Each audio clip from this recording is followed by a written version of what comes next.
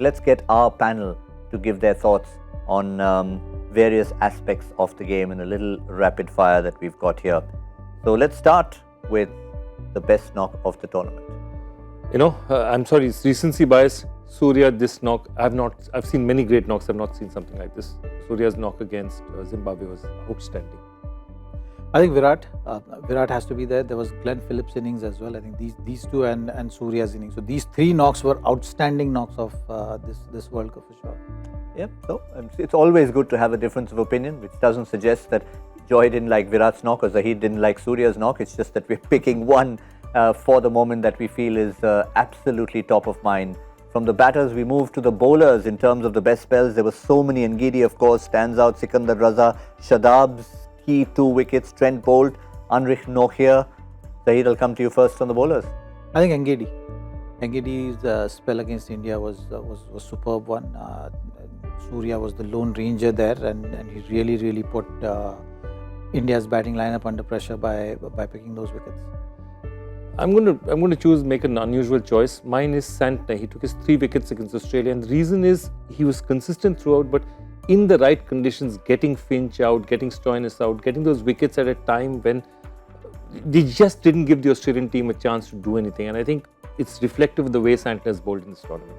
Yep, they had the luxury and of the runs, but it didn't matter if you had that or not. You were expecting Australia to get a lot closer than they got in that opening fixture, and at the end, it probably cost them in terms of net run rate. All right, in terms of overall performance from the individuals, Zaheer, I'll start with you. Best bowler of the tournament in the Super 12 stage. Best bowler of the tournament has to be Arshdeep. As a youngster getting in the tournament and getting better and better, picking these wickets and really filling the shoes of Bumrah. I think he's doing Bumrah's job. That's why Rohit is not using him for that 3rd over in the power play. He's using Bhuvneshwar.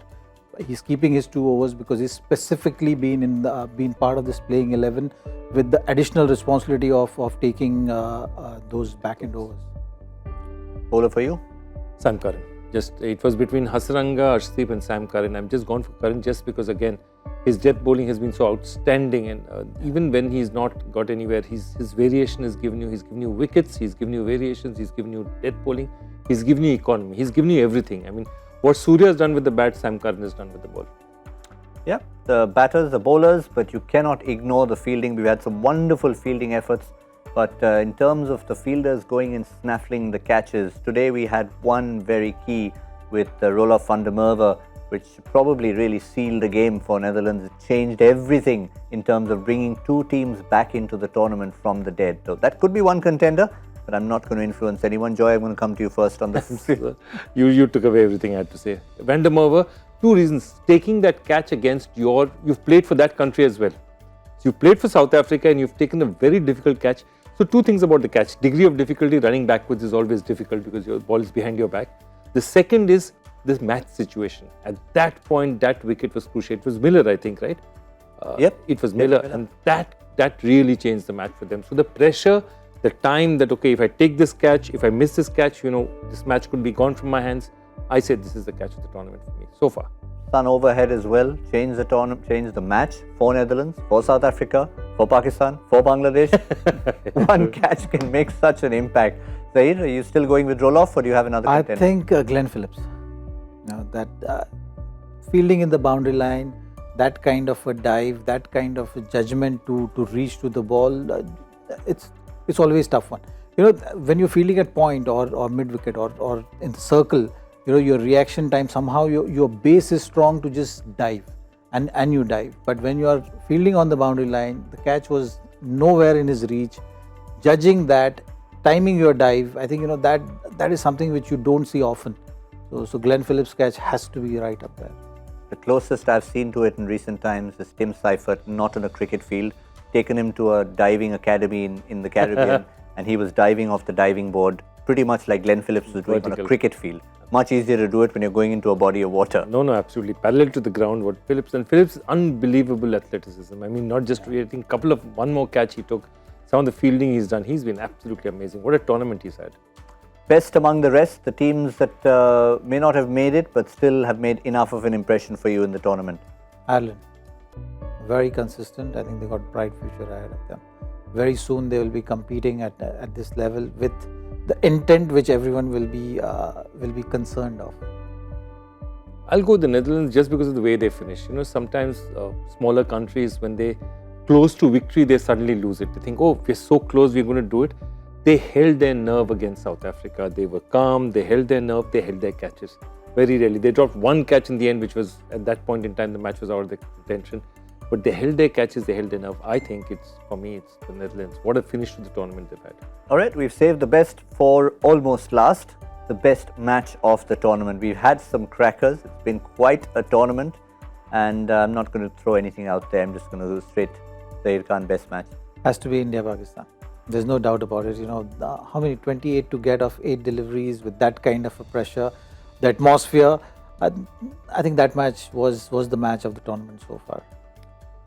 I mean, look, you can't argue against 93,000 people in the stands. The national anthem, Indian national anthem being played far, far away, and and what a setup, 28 runs to get in 8 balls and you get it. I'm sorry, if you wrote a script like that for a Bollywood film, they said, this is too unrealistic. Thoda realistic kar do, yaar. It was amazing. Your World Cup final prediction. We're down to the last 4. Which 2 in the final and who wins? Well, I think what everyone will be thinking of this point, you got to just make this emotional choice. I think what bigger occasion than to see India-Pakistan play in the finals. You remember the 2007 finals as well, and how it went. When these two teams clash, it can't get bigger than that. So I think from that point of view, for all the cricket viewers, they must be hoping that, okay, if it's India-Pakistan, it's going to be another level. But I feel New Zealand, the kind of consistency which they've shown in the ICC tournaments and in this tournament as well, I'm tilting, I'm confused there. India, obviously, it's go with the heart. Go with the heart. So I think I think India-Pakistan will be the biggest of the finals. In 7 days, you think they can put in a few more seats at the MCG? Yeah, and in the MCG, which already has enough seats. But when India-Zimbabwe sells out, then what can you say? India-Pakistan would sell out. I memean, they could have double the stadium capacity and it would sell out. But I'd go for India-New Zealand also, because for me, there's a ghost of, 2007 people will think of. For me, the ghost of 2019 also hangs heavy. That semi-final match, that run out, Dhoni run out, so there's lots of history there also we can make up. So I'm happy with India-New Zealand. Yeah, well, either way, the common factor is that everyone agrees India in the final, that New Zealand and Pakistan sort out their troubles in Sydney. We know what's going to happen in Adelaide, and it's all to play for on the 13th of November. Then it begs the question, gentlemen, is this the best T20 World Cup ever? I think cricket-wise, you have to. You have to go with this World Cup being the even contest of bat and ball, and it just made the World Cup so interesting because of that. You've seen some upset as well. You've seen Zimbabwe beat Pakistan. You've seen Netherlands beat South Africa. You've seen West Indies didn't even qualify. So all these games put together, I think this was a very exciting World Cup. There was good contest between bat and ball, and some good competition as well from the teams which only feature in World Cup. Yeah, it's been played in South Africa, in Sri Lanka, in Bangladesh, but just to have it in Australia, I think the evenness and the big grounds. Exactly, I completely agree with you. It's the evenness of this contest, the evenness of the other teams, the non-test playing teams, the way they've played the game as well, the people who don't play regularly. It's been a very even tournament. I'd say that the only tournament which comes close is 2007, but the difference is I feel tactically 2022, 15 years of playing T20 cricket and understanding the format. In 2007, people were 50-over players trying to play 20-over cricket. Now they understand what can be done in 20 overs. Players like Surya Yadav, when Yuvraj Singh hit those 6 sixes, they were fantastic sixes, but he hit them cricketing shots the way they used to play in those days. Today, when you see what Surya has hit, this is a completely new game of cricket. I mean, what De Villiers and other people have done. So I think this is the best tournament we've seen.